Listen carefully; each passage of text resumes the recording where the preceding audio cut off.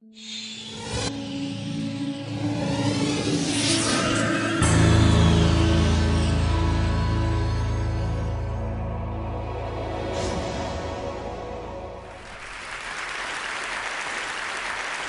want to say that really and truly, after these incredible speeches and ideas that are being spread, I am in the awkward position of being here to talk to you today about television.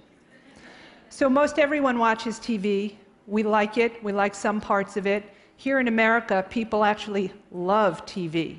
The average American watches TV for almost 5 hours a day, okay? Now, I happen to make my living these days in television, so for me, that's a good thing. But a lot of people don't love it so much. They, in fact, berate it. They call it stupid, and worse, believe me. My mother, growing up, she called it the idiot box. But my idea today is not to debate whether there's such a thing as good TV or bad TV. My idea today is to tell you that I believe television has a conscience. So why I believe that television has a conscience is that I actually believe that television directly reflects the moral, political, social, and emotional need states of our nation. That television is how we actually disseminate our entire value system. So all these things are uniquely human, and they all add up to our idea of conscience. Now, today we're not talking about good and bad TV. We're talking about popular TV. We're talking about top 10 Nielsen-rated shows over the course of 50 years. How do these Nielsen ratings reflect not just what you've heard about, which is the idea of our social, collective unconscious, but how do these top 10 Nielsen-rated shows over 50 years reflect the idea of our social conscience? How does television evolve over time, and what does this say about our society? Now, speaking of evolution, from basic biology, you probably remember that the animal kingdom, including humans, have 4 basic primal instincts. You have hunger, you have sex, you have power, and you have the urge for acquisitiveness.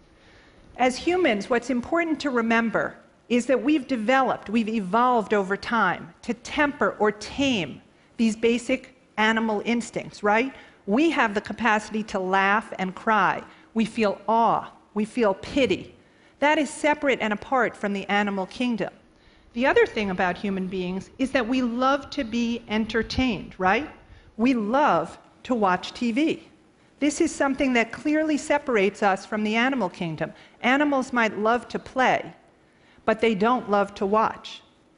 So I had an ambition to discover what could be understood from this uniquely human relationship between television programs and the human conscience. Why has television entertainment evolved the way it has? I kind of think of it as like this cartoon devil or angel sitting on our shoulders. Is television literally functioning as our conscience, tempting us and rewarding us at the same time? So to begin to answer these questions, we did a research study. We went back 50 years to the 1959-1960 television season. We surveyed the top 20 Nielsen shows every year for 50 years, 1,000 shows. We talked to over 3,000 individuals, almost 3,600, aged 18 to 70, and we asked them how they felt emotionally. How did you feel watching every single one of these shows? Did you feel a sense of moral ambiguity? Did you feel outrage? Did you laugh? What did this mean for you? So to our global TED audiences, I want to say that this was a US sample, but as you can see, these emotional need states are truly universal, and on a factual basis, over 80% of the US's most popular television shows are exported around the world, so I really hope our global audiences can relate. 2 acknowledgments before my first data slide. For inspiring me to even think about the idea of conscience and the tricks that conscience can play on us on a daily basis, I thank the legendary Rabbi Jack Stern. And for the way in which I'm going to present the data, I want to thank TED community superstar Hans Rosling, who you may have just seen. Okay, here we go. So here you see, from 1960 to 2010, the 50 years of our study, 2 things we're going to start with. the inspiration state and the moral ambiguity state, which for this purpose, we defined inspiration as television shows that uplift me, that make me feel much more positive about the world. Moral ambiguity are television shows in which I don't understand the difference between right and wrong, okay?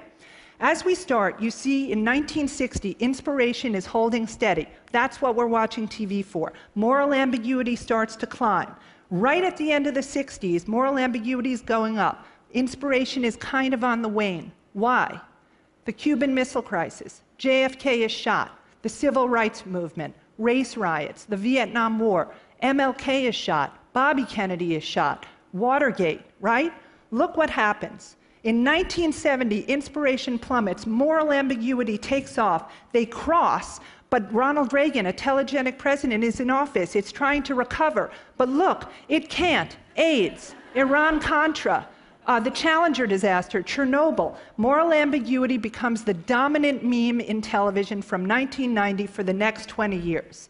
Take a look at this. This chart is going to document a very similar trend. But in this case, we have comfort, the bubble in red, social commentary, and irreverence in blue and green, okay? Now this time on TV, you have Bonanza, don't forget. You have Gunsmoke, you have Andy Griffith, you have domestic shows all about comfort.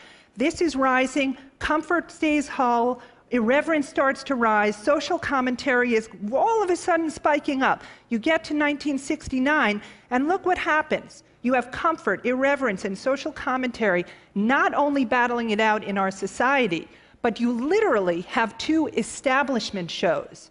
Gunsmoke and Gomer Pyle in 1969 are the #2 and #3 rated television shows. What's #1? The socially irreverent hippie show, Rowan and Martin's Laugh-In. They're all living together, right? Viewers had responded dramatically. Look at this green spike. In 1966, to a bellwether show. When you guys hear this industry term, a breakout hit, what does that mean? It means in the 1966 television season, the Smothers Brothers came out of nowhere, right? This was the first show that allowed viewers to say, my God, I can comment on how I feel about the Vietnam War, about the presidency through television. That's what we mean by a breakout show. So then, just like the last chart, look what happens. In 1970, the dam bursts. The dam bursts. Comfort is no longer why we watch television. Social commentary and irreverence rise throughout the 70s. Now look at this. The 70s means who? Norman Lear. You have All in the Family, Sanford and Son, and the dominant cynical show in the top 10 for the entire 70s, MASH. In the entire 50 years of television that we studied, 7 of the 10 shows ranked most highly for irreverence appeared on air during the Vietnam War. 5 of the top 10 during the Nixon administration. Only one generation, 20 years in, and we discovered, wow, TV can do that? It can make me feel this? It can change us? So to this very, very savvy crowd, I also want to note that, the digital folks did not invent disruptive. Archie Bunker was shoved out of his easy chair along with the rest of us 40 years ago. This is a quick chart. Here's another attribute, fantasy and imagination, which are shows defined as takes me out of my everyday realm and makes me feel better. That's mapped against the red dot, unemployment, which is a simple Bureau of Labor Department statistic. You'll see that every time fantasy and imagination shows rise, it maps to a spike in unemployment. Do we want to see shows about people saving money and being unemployed? No. In the 70s, you have the bellwether show, The Bionic Woman, that rocketed into the top 10 in 1973, followed by The $6 Million Man and Charlie's Angels, another spike in the 1980s, another spike in shows about control and power. What were those shows? Glamorous and Rich, Dallas, Fantasy Island. Incredible mapping of our national psyche with some hard and fast facts. Unemployment. So here you are in my favorite chart, because this is our last 20 years. Whether or not you're in my business, you have surely heard or read of the decline of the thing called the three-camera sitcom and the rise of reality TV. Well, as we say in the business, X marks the spot. The 90s, the big bubbles of humor. We're watching Friends, Frasier, Cheers, and Seinfeld. Everything's good. Low unemployment. But look, X marks the spot. In 2001, in the September 2001 television season, humor succumbs to judgment once and for all. Why not? We had a 2000 presidential election decided by the Supreme Court. We had the bursting of the tech bubble. We had 9/11. Anthrax becomes part of the social lexicon. Look what happens when we keep going. At the turn of the century, the internet takes off, reality television has taken hold. What do people want in their TV then? I would have thought revenge or nostalgia. Give me some comfort, my world is falling apart. No, they want judgment. I can vote you off the island. I can keep Sarah Palin's daughter dancing. I can choose the next American Idol. You're fired. That's all great, right?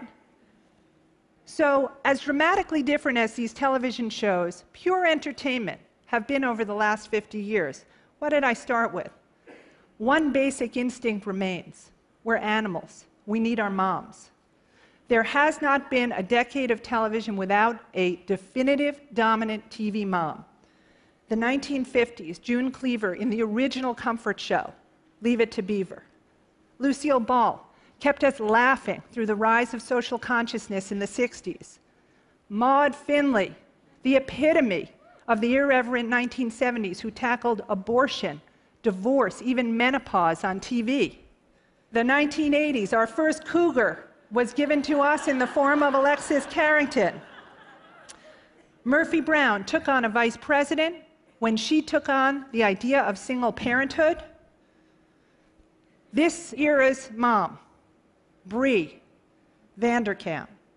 Now, I don't know if this is the devil or the angel sitting on our conscience, sitting on television shoulders, but I do know that I absolutely love this image, right? So to you all, the women of TED Women, the men of TED Women, the global audiences of TED Women, thank you for letting me present my idea about the conscience of television, but let me also thank the incredible creators who get up every day to put their ideas on our television screens throughout all these ages of television. They give it life on television, for sure. But it's you, as viewers, through your collective social consciences, that give it life, longevity, power, or not. So thanks very much.